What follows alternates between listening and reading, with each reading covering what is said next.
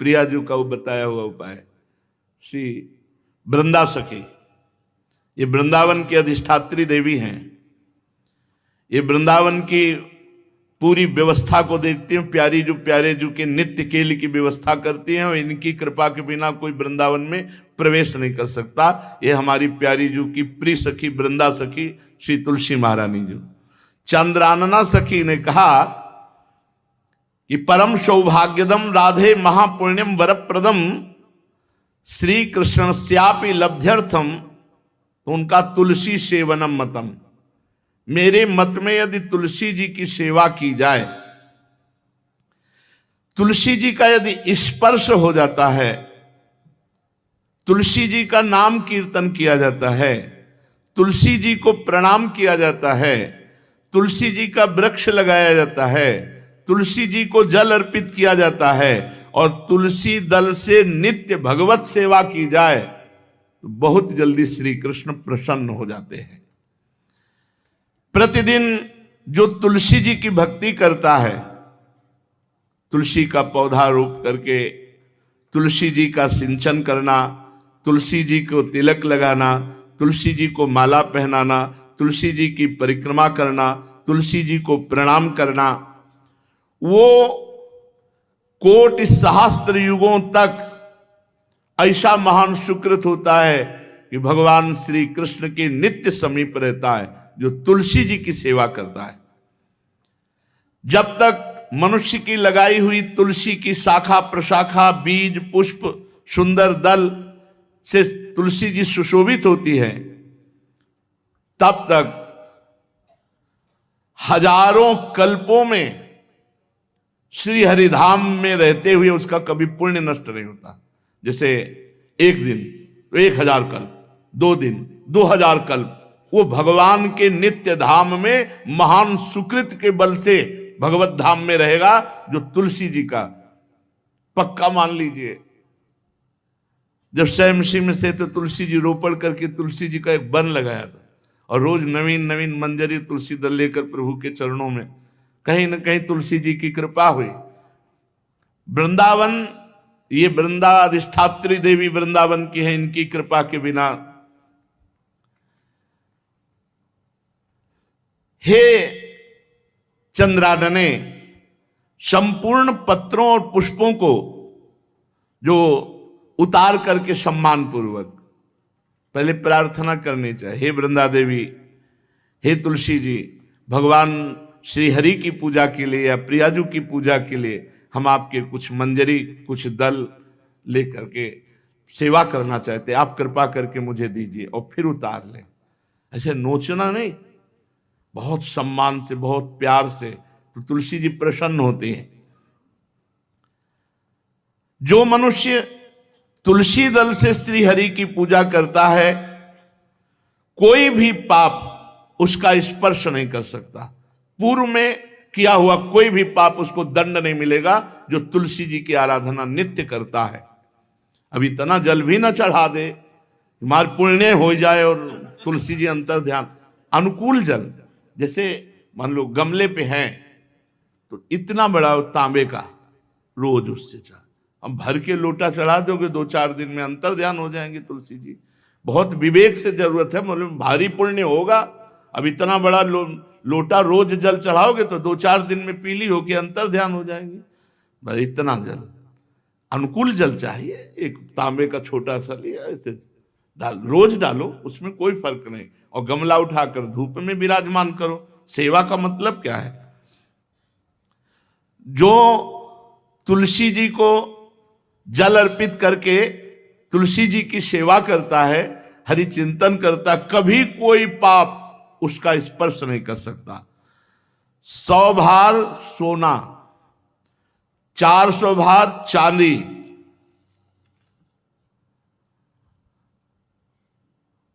का जो दान करने का फल होता है, वो एक तुलसी दल उतार, जो अपने द्वारा लगाई हुई तुलसी दल, वो हरि के चरणों में अर्पित करो। ये 100 भार सोना और चांदी बराबरी नहीं हो सकती। कितना महत्व है। जो रोज तुलसी दल चयन कर, द्वादशी को न चयन करे, द्वादशी को मतलब बहुत बड़ा अपराध लगता है तुलसी दल का, इस मतलब तुलसी के वृक्ष का भी स्पर्श न करे। प्रणाम नमस्कार दूर से, एक भी दल नहीं टूटना चाहिए। द्वादशी को ऐसा हमने महापुरुषों से सुना है कि मंजरी और पत्र उतारना ये ठीक नहीं, बिल्कुल नहीं ठीक है। ब्रह्म हत्या का फल लगता है, अगर जो पाप लगता है अगर कोई द्वादशी को तुलसी चयन, बहुत सावधानी से। जिसके घर में तुलसी का बगीचा होता है, कई पौधे होते हैं, उसको कहीं तीर्थ जाने की जरूरत नहीं, उसका घर तीर्थ है जिसके घर में तुलसी के पौधे हैं। और यमराज कभी उस घर में किसी भी मरने वाले को लेने नहीं आएंगे जिसके घर में तुलसी। लगा लो भैया तुलसी लगा लो घर में, काहे कोई यमराज को आने दोगे? सबके घर में तुलसी। कितना सुंदर पहले था, घर में आंगन होते थे, आंगन में एक बहुत बड़ा, और फिर उसमें तुलसी जी, और फिर उसमें 2-4 नर्मदेश्वर और शालिग्राम ऐसे, और फिर घर का हर व्यक्ति जल चढ़ाना, प्रणाम करना, नमस्कार करना, 4 पर। कितनी पवित्र पद्धतियां हमारी थी। जब रसोई बने पहली गाय के लिए, फिर कुछ पक्षियों के लिए, फिर कोई संत महात्मा, कोई भिक्षु, ऐसा कितना पवित्र व्यवहार। अभी यहाँ जैसे हमने देखा है, ये रसोई बन रही ना तो धुआं नहीं खत्म होने पाता, वो ही सब अपवित्र किए हुए हैं, राक्षसी बुद्धि आती चली जा रही। तुलसी जी, ये भागवती को वस्तु है। हमें लगता है बालकनी तो होती ही, बढ़िया बालकनी में एक ऐसा उठाने धरने वाला स्टैंड लोहे का रखो कि तुलसी जी को विराजमान कर दो। जिसके घर में तुलसी जी विराजमान होती, उसके घर में यमराज कभी नहीं जाते। जो तुलसी जी का सेवन करता है उसकी सारी कामनाएं तुलसी जी पूर्ण कर देती है। तुलसी जी को लगाना, तुलसी जी का पालन करना, तुलसी जी को सिंचन करना, तुलसी जी का दर्शन करना, तुलसी जी का स्पर्श करना, मनुष्य के द्वारा जो मन, वाणी और शरीर से पाप हो गए सबको तुलसी महारानी क्षमा कर देती है, दग्ध कर देती है। पुष्कर आदि तीर्थ, गंगा आदि परम पावन नदियां, ये सब जो स्नान आदि अवगाहन आदि करने का फल देते हैं, वो केवल तुलसी जी घर में विराजमान है उसको फल मिल जाएगा। कितने बढ़िया। जो तुलसी जी की नवीन मंजरी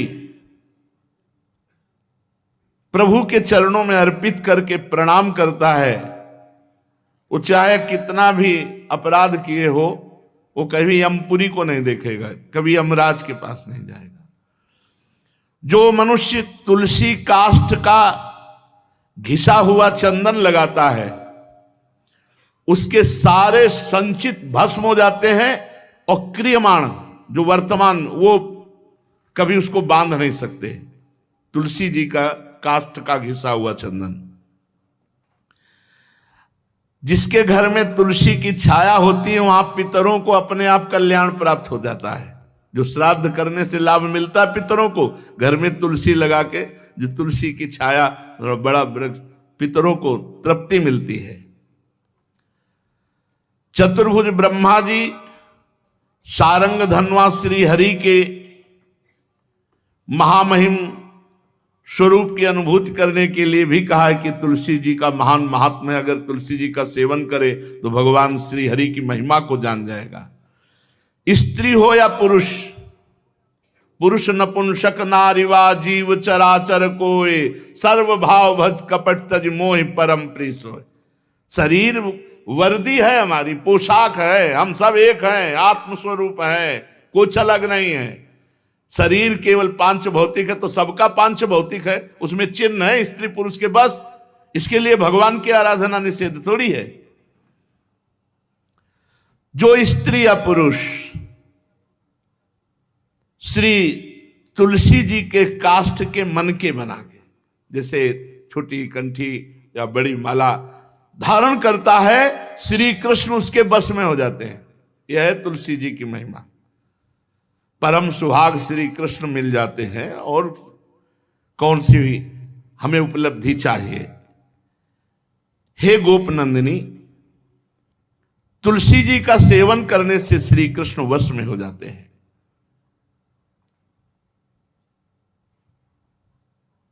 जो तुलसी की माला से नाम जप करता है, काउंटर वाली बात तो स्मृति के लिए भाई है, हम निषेध नहीं करते, नहीं बहुतों के भजन बंद हो जाएंगे, पर हम इतनी महिमा जरूर बता देते हैं कि तुलसी माला से जो नाम जप किया जाता है उससे आध्यात्मिक सिद्धि बहुत जल्दी होती है।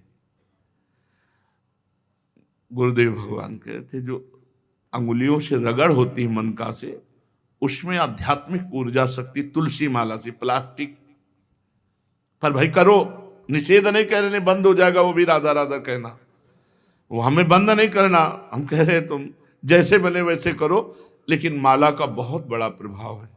तुलसी परम पवित्र भगवान श्री हरि की प्रिया, और उनके काष्ठ को जब हम ऐसे ऐसे नाम के साथ, तो विशेष ऊर्जा शक्ति, आध्यात्मिक शक्ति हमें जागृत होती है।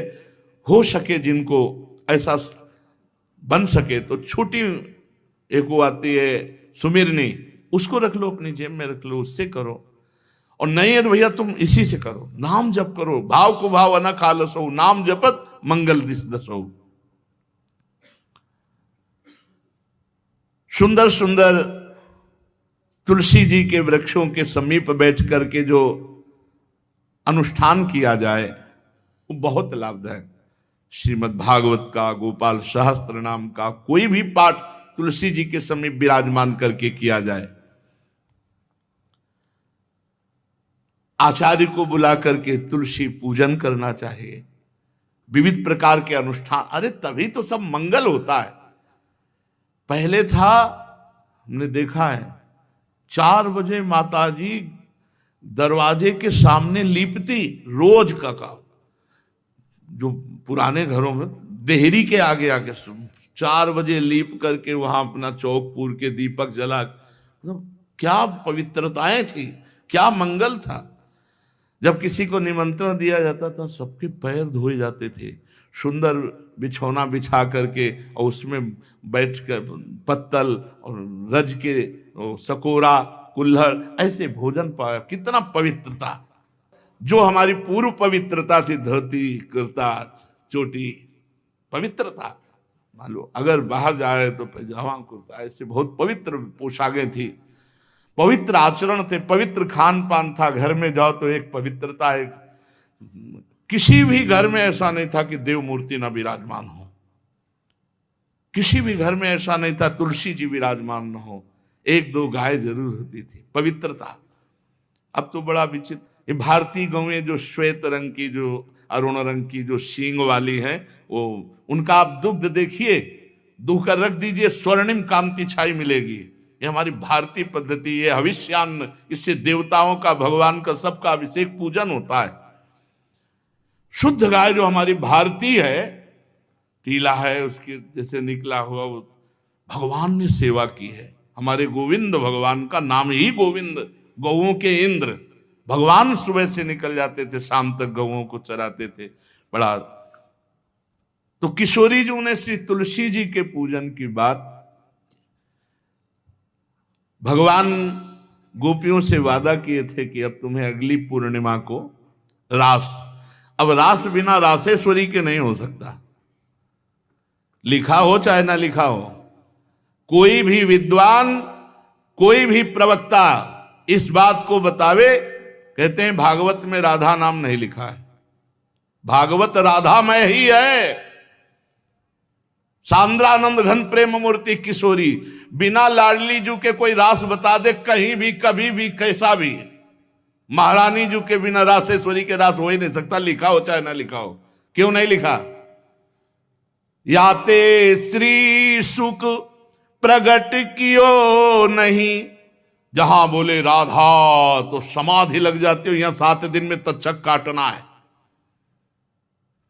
श्री सुखदेव जी ने महारानी जी का नाम, हरिराम व्यास जी कह रहे, याते श्री सुख प्रगट कियो नहीं, जानि सार को सार परम धन, राधा नाम आधार।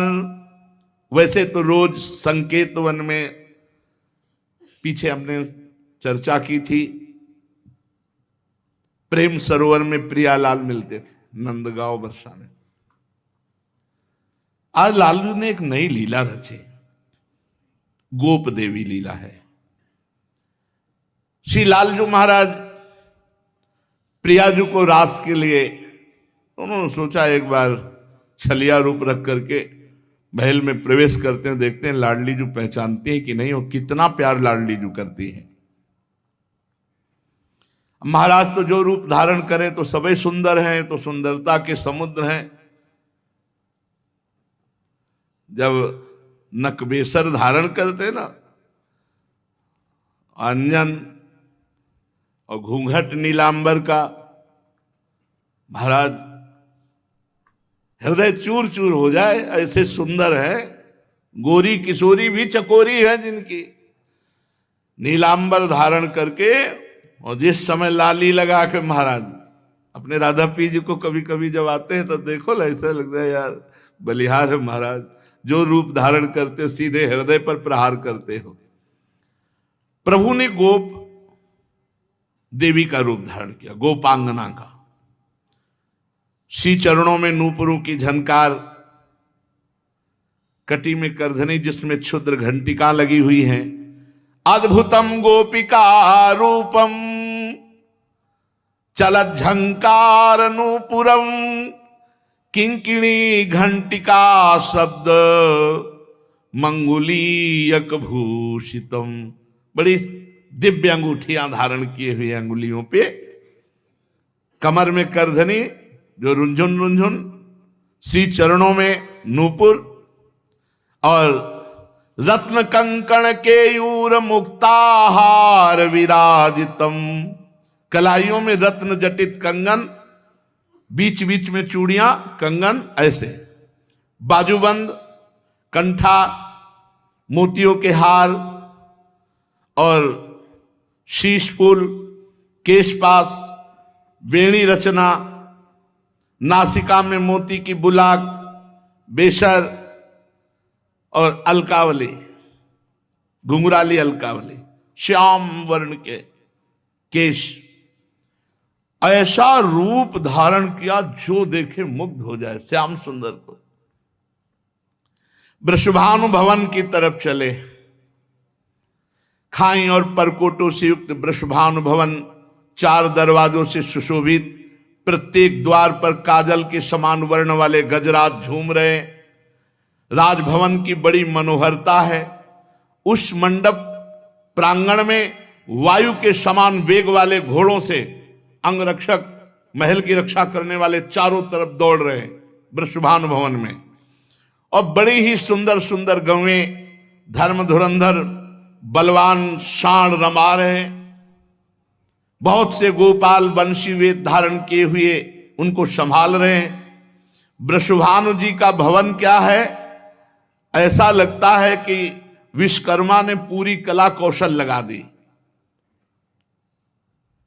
और महारानी जी के लिए भवन के अंदर ही बगीचा, झरना, सरोवर, सब कोटि कोटि सूर्य के समान कांति वाली सुंदर सुंदर मणियां खंभों में जटित हैं, जिससे प्रकाश फैल रहा है। रत्न मंडित आंगन, बहुत से रत्न स्वरूप भूमि पे जटित हैं, और वहां वीणा, ताल, मृदंग आदि बाजे बजाती हुई बहुत सी मनोहर सखियां फूल छड़ी लिए हुए दरवाजे पर खड़ी हैं, संगीत बज रहा है।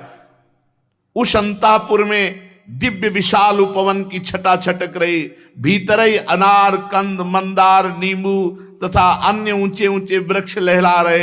केतकी, मालती, माधवी लताएं बड़ी सुंदर वृक्षों का आलिंगन किए हुए श्री राधा निकुंज महल के अंदर ही कल्प वृक्ष के फूलों की सुगंध से भौरे मत वाले हो रहे हैं। शीतल मंद सुगंध वायु चल रही है। कहीं सहस्त्र दल कमलों के पराग को बारंबार वायु बिखेर रही है। निकुंज शिखरों पर बैठे हुए मोर कभी नाचते हैं, कभी कूक रहे हैं, कहीं कोकिला, कहीं सारस, कहीं सुख। और फूलों के सहस्त्र सहस्त्र सैयाएं जगह जगह, कभी लाडली जो इधर से निकले किसी में भी विराजमान हो जाएं। मेघ मंदिर में सैकड़ों फुहारे छूट रहे। बाल सूर्य के समान कांतिमान कुंडल तथा विचित्र वर्ण वाले वस्त्र धारण किए हुए करोड़ों बलवान महल के आसपास श्री लाडली जी के, और श्री स्वामिनी जी की परिचर्या में सब सुसज्जित सखियां केसरिया रंग के सूक्ष्म वस्त्रों को सजाकर पर्दा बनाया गया है। जलज पुष्प, थलज पुष्प, जगह जगह पल्लव बिखेरे गए हैं और घुटनों तक पुष्पों का पराग महारानी जो चलेंगे राजभवन में। ऐसा मालती मकरंदों के फव्वारे, मालती मकरंदों के, मालती के सुंदर मकरंद के पराग के सुगंध से युक्त ऐसे फव्वारे चल रहे हैं। ऐसे आंगन